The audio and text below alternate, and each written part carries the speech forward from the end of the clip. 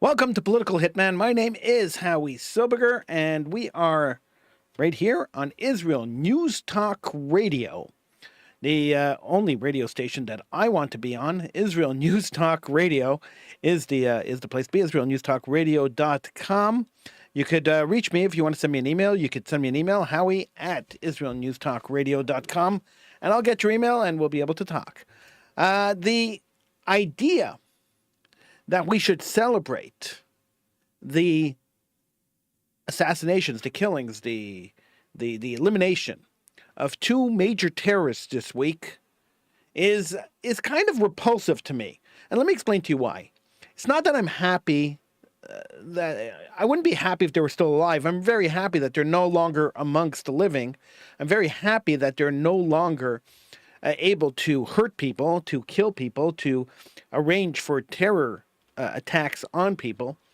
But at the same time, I understand that taking out two known leaders leaves us with the void, the vacuum of power, which will allow other, maybe even more radical people to rise the ranks and take over the leadership of these terror groups, and thus commit more and more severe terror attacks against the Israeli people and the Jewish people abroad. And this is what worries me more than the lives of these two monsters. I won't even dignify them with using their names.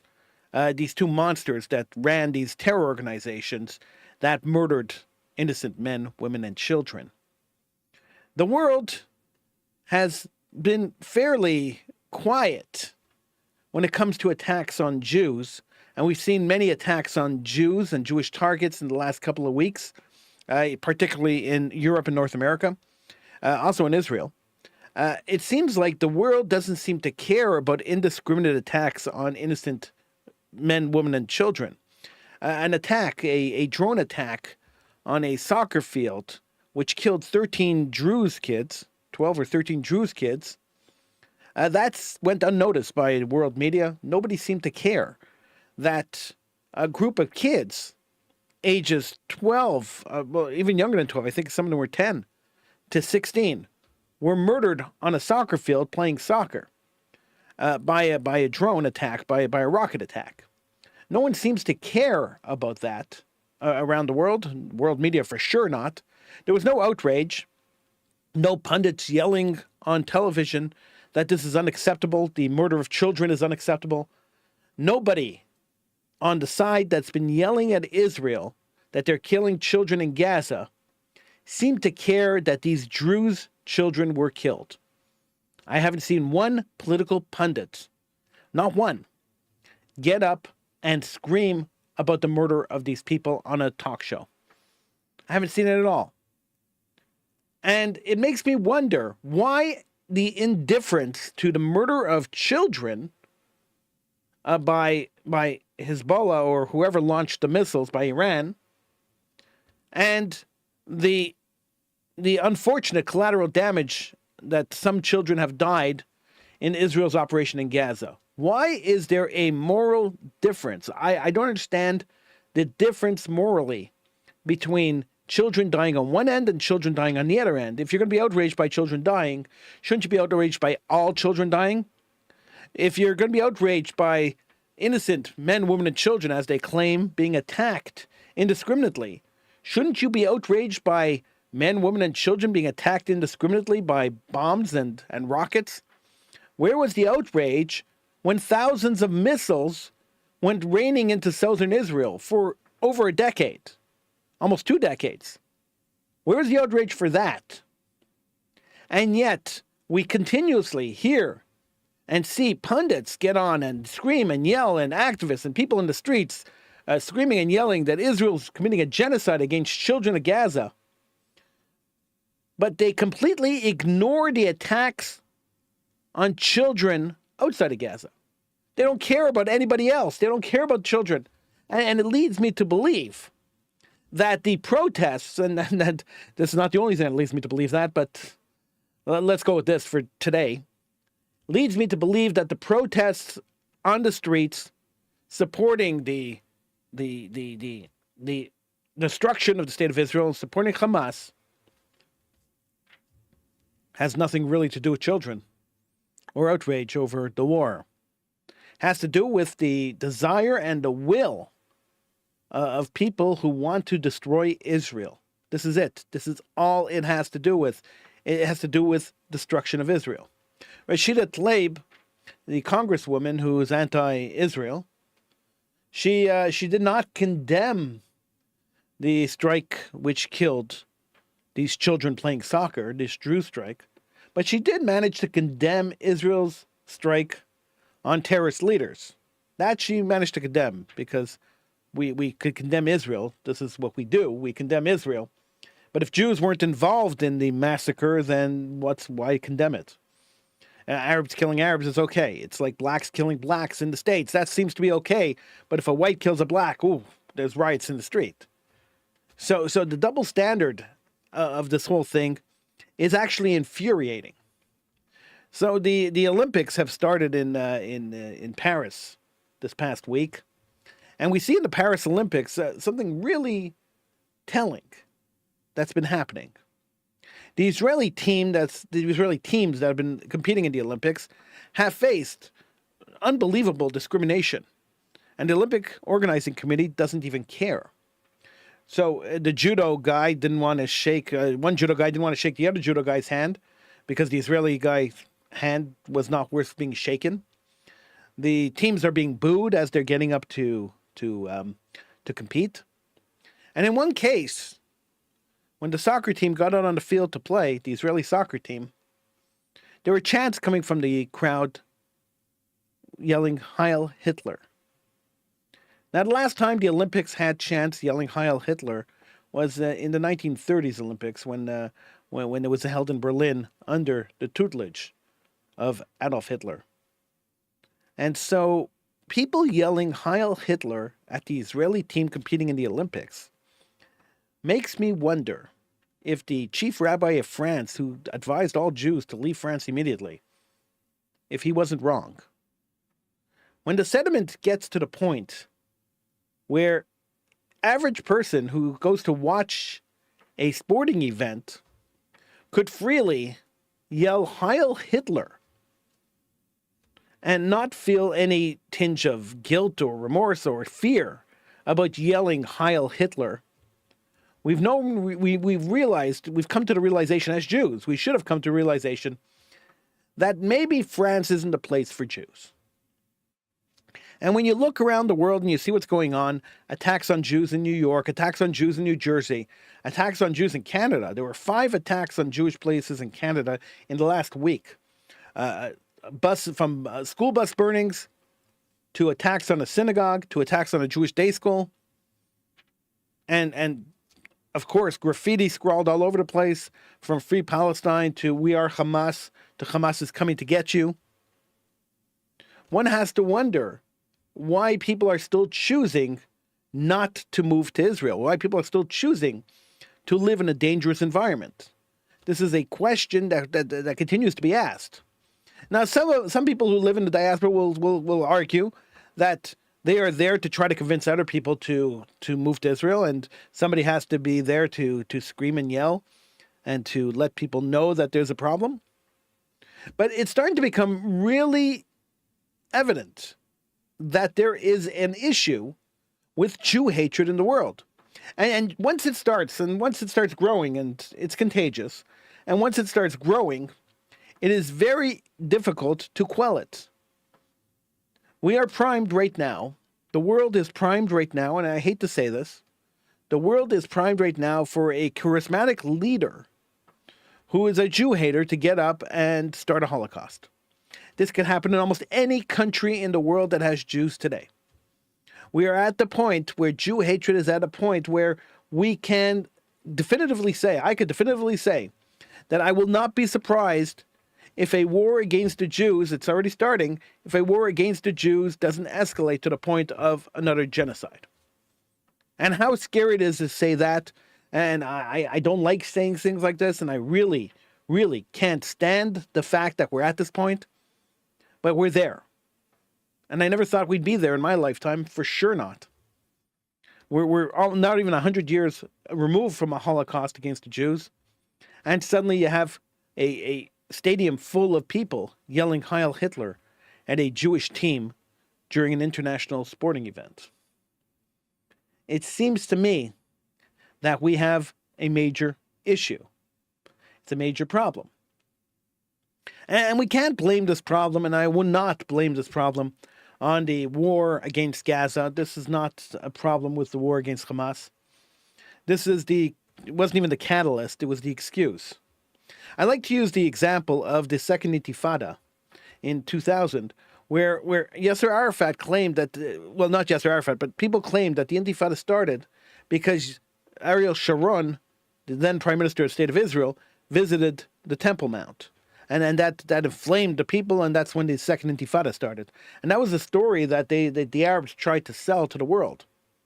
Until Yasser Arafat, who was truthful, and he always told the truth in Arabic, not so much in English, but in Arabic he always told the truth. And he was truthful to his people, and he said, no, this was pre-planned. And this was planned out, and we were just looking for an excuse to start the war. And so Ariel Sharon going to the Temple Mount was an excuse. We were able to inflame people, get people riled up. And because we were able to inflame and rile up people, they went out and they started this Intifada. At least he was honest. So I wish the people who hate Jews would just be honest and say, we're Jew haters. We do not like the Jewish people. And therefore, we are fighting against the Jewish people. But it might be a little more than that, too. And we have to start thinking that maybe there's a little more to the story than just Jew hatred. Because Jew hatred's always existed. It's existed for centuries. And we know that in all countries where Jews are living relatively peacefully with their non-Jewish neighbors, this bubbling hatred of Jews is just under the surface. And it's always there bubbling. It's always there just bubbling away, just simmering until something happens and it spikes and then it disappears again and back underground, just kind of simmers until it spikes again. So we know this is the trend, and this has been the trend for centuries. And when it does spike, it usually gets bad, and Jews end up dying. We know this. But we're at a point where it's not simmering anymore, now it's boiling. And when it boils, that is where Jews run into problems. But let's look at it a different way. Let's look at this a different way. The governments in the countries outside of Israel that have Jew hatred problems right now, America, Canada, France, Belgium, Germany's not so much, Poland not at all. But the countries that do have problems with people hating Jews, these are the countries that allowed thousands of people to get into the street and yell, "We are Hamas." The Germans didn't do enough, gazed the Jews, and globalized the Intifada. Now, I'm going to ignore the other rhetoric because it's just dumb and self-evident that they hate Jews and they just want to kill Jews. So we'll ignore all that. I want to focus right now on globalizing the Intifada. So when we hear the words globalized Intifada, as Jews, we understand what that means. I'm not so sure that non-Jews understand what that means, but as Jews, we understand very clearly that globalizing the Intifada is calling for the massacre of Jews around the world. This is extremely clear because the Intifada itself, both of them, were uprisings to destroy the Jewish state and destroy the Jewish state through terror attacks on innocent civilians. This was the goal of the Intifada, this was the purpose of the Intifada, and this is how the Intifada was carried out. Bus bombings, shootings, stabbing children in schoolyards. This was all part of the Intifada. And the Intifada that we all clearly remember as Jews, we don't forget people who come and kill us. And we don't forget people who pose a threat to kill us. And these were clearly parts of the Intifada, major parts of the Intifada. In fact, the only parts of the Intifada that really mattered. And so understanding the term globalized Intifada is extremely important, particularly in countries that have never experienced an Intifada. Understanding the term globalized Intifada in the context of "we are Hamas" has to be even more clearly laid out for the people of these countries that don't understand the political and the sociological and the religious context of this battle. So if you look at the Hamas charter, and this is something everybody should do, you should just take time, Google it, look up the original Hamas charter, look up the changes to the charter, ignore the changes because the original one is the one that they want and the one that they follow. And understand that when Hamas says at the beginning of their charter, in the first two clauses of their charter, when they lay out that Jews are the target, and not only Jews who are part of the Zionist entity, part of Israel, not only those Jews, but all Jews around the world are the target, and they clearly lay it out in the first couple of clauses of their charter, that Israel is the goal is to destroy Israel, and the secondary goal, which is probably also the primary goal, the co-goal we'll call it, the joint goal, is the destruction of Jews everywhere. The destruction of Jews everywhere, killing Jews everywhere. That is their goal. And they use a hadith from the Quran to back up that goal, and they quote it. They quote it extensively in the charter, where they say that a Jew could go and hide somewhere. They could hide behind a rock, and the rock will call out to the prophet, "There is a Jew behind me, come and kill it." The Jew could hide behind a tree, and the tree will call out, "Hey, there's a Jew behind me, come and kill it." Not an Israeli, not a Zionist, not a infidel, not a usurper, not a God denier, but a Jew. Anywhere a Jew hides, doesn't matter where they are, that nation will call out, that place will call out and say, "Hey, there's a Jew here, come and kill it." And the Muslim's obligation is to go and kill the Jew. This is what the Hamas charter says. It is very clear in what it says. It is undeniable in what it says. And as long as the world leaders, as long as the world doesn't want to take it seriously and doesn't want to read it and understand exactly what Hamas's goal is, Jews in the world outside of Israel, even Jews in Israel to a certain extent, are in grave danger. Because they laid out their plan. And this has been an issue from the beginning. That when the enemy tells us exactly what they want to do, and the Arabs have always been honest, exactly what they want to do. Nasser said very clearly, throw the Jews into the sea. Arafat said very clearly, look, the Oslo Accords were the first step in our multi-step plan to liberate all of Palestine. That this is a farce. I'm going to sign this, but it's not real. This is what he told his people. If we listen to what the leadership says, and we take them for their words, where there's no reason to actually deny their words, no reason to actually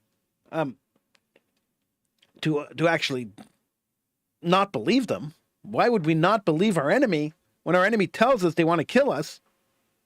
It doesn't make sense not to believe the enemy. And so if we actually listen to their words and we actually take their words seriously, then we should know that Hamas is the main threat. And therefore, anybody who's standing on the street in North America, in Europe, anywhere else in the world, and yells, "I am Hamas," they should be immediately arrested and charged with being part of a terrorist organization, being part of an organization that wants to commit a genocide against Jewish people. And if you think Jews are the only ones, they're not. Anyone who doesn't believe in Islam is a target. So they'll start with the Jews, but then they're going to move on to other people who don't believe in Islam.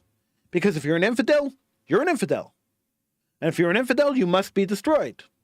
Which is the exact same reason why there will never, ever be an agreement or a deal or a peace accord that works in the Middle East between Israel and a Muslim state. It's impossible. Because the Quran clearly says that any land that has ever been occupied or had a caliphate on that land is Muslim land forever, and any government that sets up there that's not a Muslim government is setting up a government on non-Muslim land, which is not permitted, and thus, because it's not permitted, those people are infidels and must be destroyed. So there you go. It's the Middle East crisis, and I wouldn't call it a crisis because it's extremely clear. The crisis is a situation that's not so clear. Now, one side believes one thing, one side believes another thing. There's a crisis. They don't understand each other. This is extremely clear. It's been clear cut for the last 100 years. It's going to be clear cut for the next 100 years. It's just that people just don't want to accept it. That's really what it comes down to. People don't accept the fact this is a religious war, not a land war. That it's irrelevant whose land it is. It's irrelevant who legally owns the land. According to international law, nobody cares. It's irrelevant on how the land was attained. The only relevant part of this whole mix-up, this whole mishkabobble, the only relevant part of it is that Israel has a country that's on the land that was a caliphate, and they are usurpers, and they have to be destroyed. That is Islamic law. That is the only relevant point in this. And Israel's not the only victim to this law. This is what happened in Lebanon. This is why the Muslims took over Lebanon, why the Christian government of Lebanon was destroyed. And the Christians have been persecuted in Lebanon. Nobody seems to care about that either. But the Christians were persecuted in Lebanon. The exact same reason. The Ottoman Empire had Lebanon too. And because it had Lebanon, it was a Muslim caliphate. And when a Christian government took over after World War II, the Muslims said, no way. We can't allow that to happen. And therefore, we have to fight to liberate Muslim land. So the Christians, the Druze, the Israelis, they're all legitimate targets. And this is where we're at today. Hamas demanding that we globalize the Intifada and attack Jews around the world. And we're starting to see the results of that globalization of the Intifada right around the world. Everywhere there's an attack on the Jewish population today, anywhere you see that, that is globalizing the Intifada. And if anyone wants to tell you that this is about Israel, it's not about Israel. It's about destroying Jews. Because burning buses in Toronto, or bombing a supermarket in New York, or defacing a synagogue in Chicago will not help liberate any land in the Middle East. Invoking fear upon Jews of Europe, attacking Jews in the street of France, attacking Jews in London, attacking Jews in Germany, is not going to liberate any land that you want to liberate in the Middle East. It's not even going to help one iota in the liberation of this land. It's not going to help at all.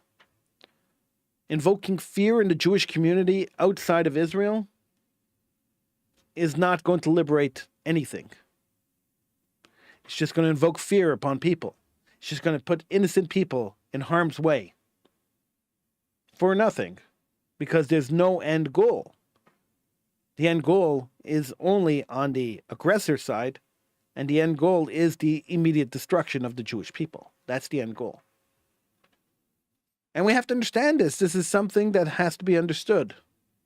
And the second we understand it, the second we have that kind of clarity, where that is an understood factor, that this is true, that this is the understood truth, then we could move on. Then we could say, oh, now I understand where my enemy stands. Now I understand the concept.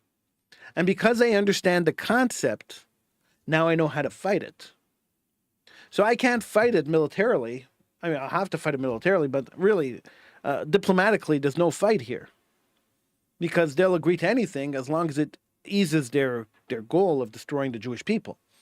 So they'll agree to any peace treaty, they'll agree to any ceasefire, they'll agree to anything that you want them to agree to. Well, we'll just sign the papers, no problem. We don't really mean it. As the cultural phenomenon is, we'll just sign it with one eye closed and make people believe that we believe it, but in reality we know where our end goal is, we know what our goal is. And for heaven's sake, their goal is stated in all their literature. Their goal is stated in all their paraphernalia, in their necklaces, in their patches, and everything else. If you look at Palestine and what they claim is Palestine, it is the entire state of Israel. And interestingly enough, if you take a closer look, it's the entire state of Israel, minus Gaza, and the Judean Samaria sometimes is included. So they even take out the areas that they, in their paraphernalia, they even take out the areas that they already sort of control. So the only area that they call Palestine is the area that is currently Israel. And when they say from the river to the sea, although most people yelling from the river to the sea have no clue which river, which sea they're talking about, the truth is they're talking about the Jordan River to the Mediterranean Sea, which means that it's the entire state of Israel. This is what they want to liberate. This is what they're fighting for. So standing on the street in New York or standing on the street in Paris or standing on the street in Dresden is not going to liberate anything in Israel. It's not going to liberate Palestine for them. But it's going to cause fear. It's going to cause misunderstanding. It's going to cause hatred in the rest of the world. And that's the goal. Drive the Jews from Israel, then drive the Jews from the world. It's the same goal Hitler had. And it's not all that surprising, because if you understand the history of radical Islam in the Middle East, you understand that one of the original radical Islamic leaders, Hajj Amin al-Husseini, was an aide to Hitler. He went to Croatia to help organize the slaughter of Jews in Croatia. He worked for the Nazis. And then he went back to the Mandate of Palestine, the British Mandate of Palestine, and he trained the Arab armies to fight against the Jews that were coming into to Israel, that were coming into the land. He trained them in the ways of Hitler, in the ways of Nazism, because this is what he knew. This is how he was trained. So if you take a look at how they line up, how they march, the goose-stepping and the salutes and everything else, it's very reminiscent of the Nazi army in Germany. And that's done intentionally. And their philosophy and their goals, they're all coincide with Nazism. The Hamas, Hezbollah, Islamic Jihad, even the PLO are the modern-day Nazi party. These are the people who want to destroy the Jewish nation. These are the people whose sole goal it is to destroy the Jewish nation. We tend to forget that before 1963, the concept of Palestinian Arabs did not exist. Before 1963, they were just Arabs and Jews. After 1963 and the creation of the Palestinian Liberation Organization, when an Egyptian was chosen, Yasser Arafat was chosen by the Muslim Brotherhood to create an organization to destroy Israel because they realized after 1956 that militarily attacking Israel externally, militarily, wasn't working. So let's weaken Israel internally by committing terrorism within the country. And therefore, when they're weakened internally and they're worried about defending internal threats, they won't be noticing external threats so that we could come externally and we could destroy them. And Yasser Arafat did an amazing job building up his organization and creating these Palestinian people that never existed before 1963. There's no history of Palestinian people. They only exist because Yasser Arafat created them in 1963 with the aid of the Muslim Brotherhood. This is why they exist, and this is the sole reason they exist. So understanding that and knowing that we are in a situation where the Muslim Brotherhood is running the show, and the show is destroying Israel and destroying the Jewish people. How do we defend ourselves? Knowing this, what do we do to defend ourselves? What do we do to save the Jewish people? There's a few things we can do. Some of them are stuff that we could do ourselves, some of the stuff that we have to rely on our communities to do, and some of the stuff we have to rely on Israel. So Israel could loosen the paperwork. They could loosen up the paperwork to allow people to move to Israel a little easier. This is something Israel could do, allowing people in countries that are dangerous. And I would say that most of the countries in the world today are pretty dangerous for Jews. Israel could loosen up some of the paperwork, and it'll make it a little easier for Jews in the diaspora to move back to Israel. Israel could welcome them and create towns and cities for people in the diaspora and provide affordable housing for people who can't afford to purchase a house. And with the mass influx of Jews coming from North America and coming from Europe, there'll be plenty of professionals, teachers and doctors and whatever else, plenty of professionals that could service these communities, and this is what should happen. In the diaspora, Jews that decide to stay in the diaspora, and there were Jews that decided to stay in Nazi Germany too, and Jews that decided to stay in occupied Europe at the time of the Holocaust, and there were Jews that decided to stay in Egypt after slavery too. I mean, this is what happens, right? So the Jews that decide to stay, and your organizations have to start really looking at how to make the Jewish community safer. And I'm not saying build more infrastructure and build more moats and build more and get more metal detectors and more guards in front of buildings, because we all know that's all show and tell. If a terrorist wants to go and attack a building, we've seen it, and we saw it happen 5 times this week. If a terrorist wants to go and attack a building, they're going to attack the building whether there's a camera up or not. They don't really care about cameras. They don't really care about security guards, and they don't really care about metal detectors. If there's going to be an attack, there's going to be an attack, and they're going to attack it, and that's it. So, knowing that, the only thing the Jewish communities should be focused on in North America today is self-defense. Because the only way Jews are going to be able to defend themselves when they are attacked, the only way Jews are going to be able to defend their communities when they are attacked, the only way Jews are going to be able to defend anything when they're attacked is through learning self-defense.